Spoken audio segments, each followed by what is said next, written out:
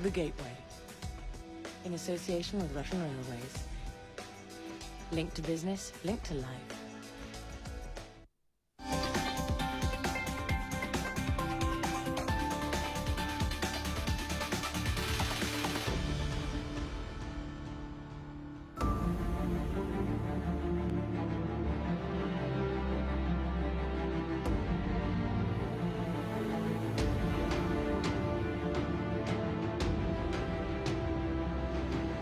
Welcome to the Gateway. I'm Sarah Seidner. Shipping has always been Indonesia's lifeblood. This historic port, built in the 1500s, is still in use today. These massive wooden ships are loaded up here and taken out to some of Indonesia's smaller islands. But just a few kilometers away, Indonesia's major gateway, Tanjung Priok, where things move at a much faster pace because the modern port is trying to keep up with Indonesia's explosive growth.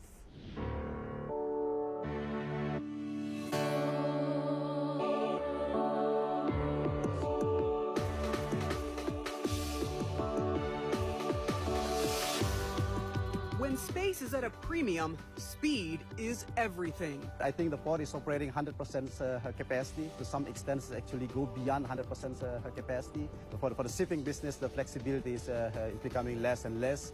Jakarta's port of Tanjung Priok is overburdened, so the cranes can't afford to stop. Without the port, there's no country. Connectivity in this country is dependent on the port. The 24-hour operation will load and offload 7.2 million containers this year, up from 5.7 just a year ago. Driving the port's demands, Indonesia's domestic consumption. Take a look at car sales in the country, for example. To give you some idea of Indonesia's growing love affair with vehicles, this country's car sales grew by 17% between 2010 and 2011. Now, compared to China's much larger market, China's car sales only grew by 2.6% in the same year.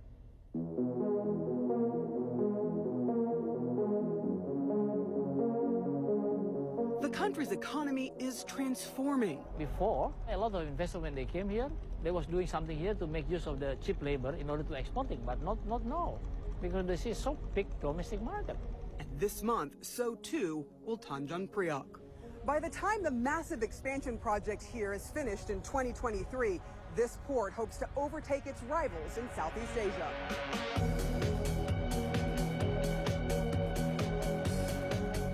The new terminal is designed for minus 20-meter depth. Singapore today is only 16. The $4 billion project promises more space for bigger ships. A lot of influx coming into the country. We just need to be ready with the infrastructure. Until then, Indonesia's surging economy will ensure every hour is the port's busiest.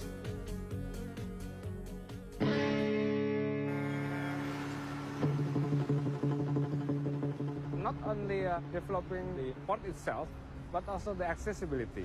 I think that's equally important. We have to build more roads, we have to build railway connections. Beyond the port, Southeast Asia's largest economy is growing, many say, in spite of its infrastructure. Does it upset you when people say things like, you can't get around in Indonesia, logistically, this is a hard place to do business? If you want to be a champion in the market of Indonesia, a country with 240 million populations, I always say that if you want to catch the fish, you must have your feet wet, meaning that you have to get in right now. So what does it take to succeed now? To find out, we took to the city's notorious streets with an exporter.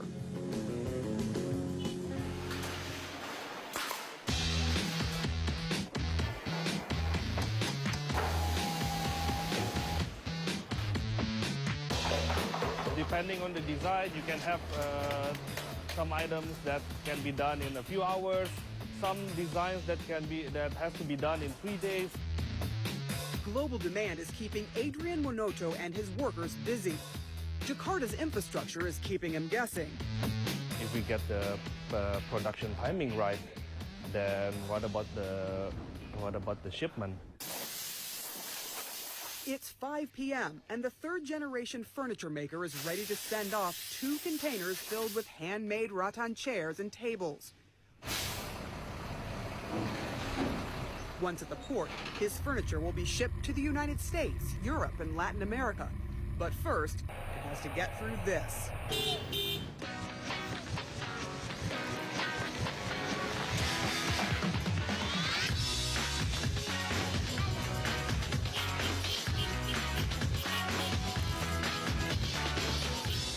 Idling engines and honking horns, the sound of progress in Jakarta.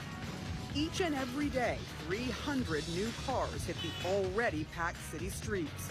Officials say bad traffic is a sign of Indonesia's strong growth, but also of an infrastructure struggling to keep up. The honest answer for that is that we are late in trying to cope with the demand. Warnoto says slowly his business is learning to adapt. We just assume there's going to be traffic, it's going to take a certain amount of hours to reach to the port. It takes a certain amount of days to arrange. So we schedule based on that.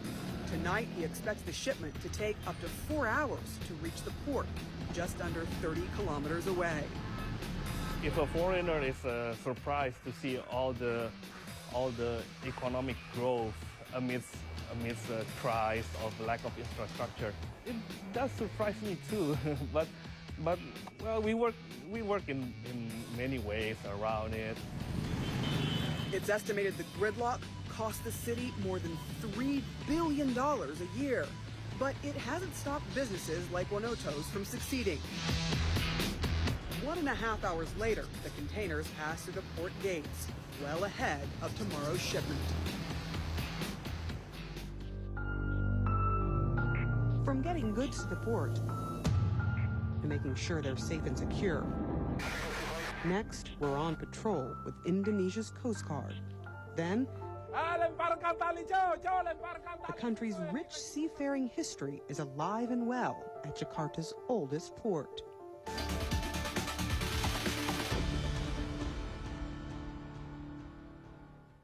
The Gateway, in association with Russian Railways. Linked to business, linked to life. With over 170 years of experience, Russian Railways will take you on a journey of a lifetime to the most beautiful corners of Russia and beyond. Only Russian Railways offers you the world's longest rail journey, the stunning Trans-Siberian crossing from Moscow to Vladivostok. Access to all of Northern Europe with Russian Railways high-speed trains. With Russian Railways, you can travel in elegance from Moscow to Nice, Paris or Berlin. Russian Railways, linked to business, linked to life. This is the Middle East, at the crossroads of business, both east and west. Every week, Marketplace Middle East focuses on the region and how its expanding markets are changing the global business landscape. Join us every week for Marketplace Middle East, only on CNN. The Gateway, in association with Russian Railways. Linked to business, linked to life.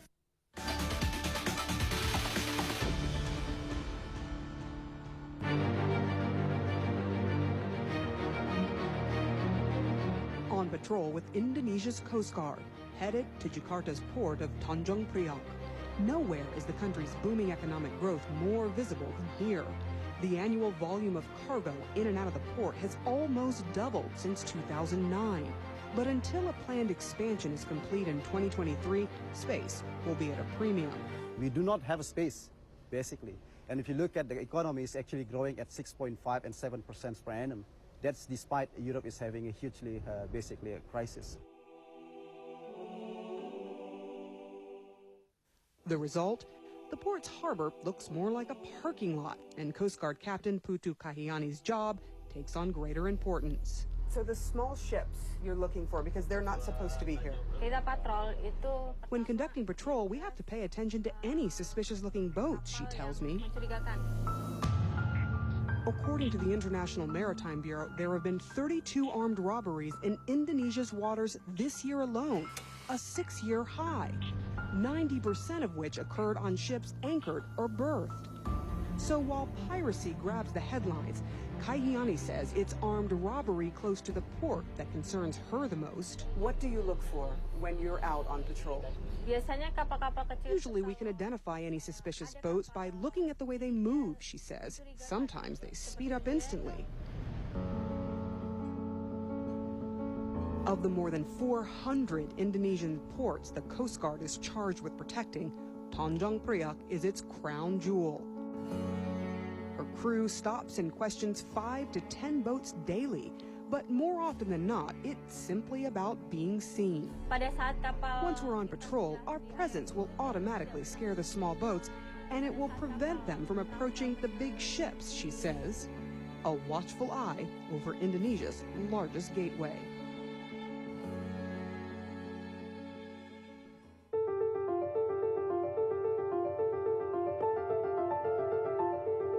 Just 9 kilometers from Jakarta's modern port of Tanjung Priok is a 500-year-old gateway, almost unchanged by time. At Sunda Kelapa, cargo is still lifted by nets, and crews still set sail on wooden ships. You're such a gentleman. Thank you. In a country made up of more than 17,000 islands, shipping is more than just about trade, it's part of Indonesia's identity. An identity defined by Penisi ship captains like Haji Arief. His journey to Billiton Island will take 3 days, he tells me. But first, he and his crew must figure out a way to leave port. The hardest part of his trip is the beginning of the trip. Why? Take a look down there. We are so close. We're in such a tight spot right now that we're trying to maneuver our way out of this historic port. Right now, the captain is simply trying to figure out how to get out of this mess. In order to get out from here, sometimes we have to move back first and then move forward, like this, back and forth, Arief says.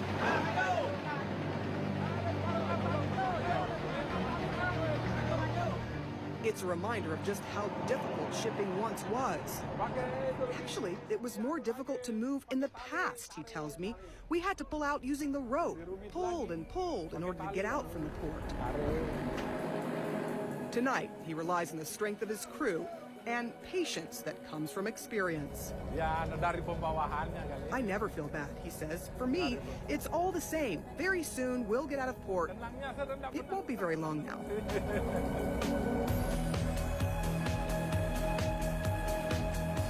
Once a hub of world trade, Sunda Kelapa has long since been eclipsed by Tanjung Priok. A $4 billion expansion will ensure that the bigger port to the east will get even bigger.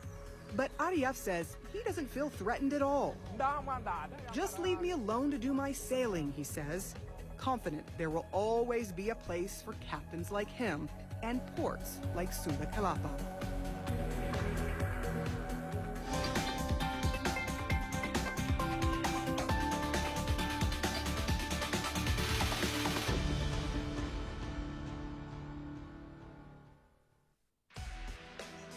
The Gateway, in association with Russian Railways. Linked to business, linked to life. This year, we are going to celebrate 175 years of railways in Russia. Russian Railways is a unique company with huge number of employees. We are linking not only the cities inside Russia, we are linking globally. From the beginning of the company, we were targeting closer cooperation with the best companies in the world. Russian Railways linked to business, linked to life.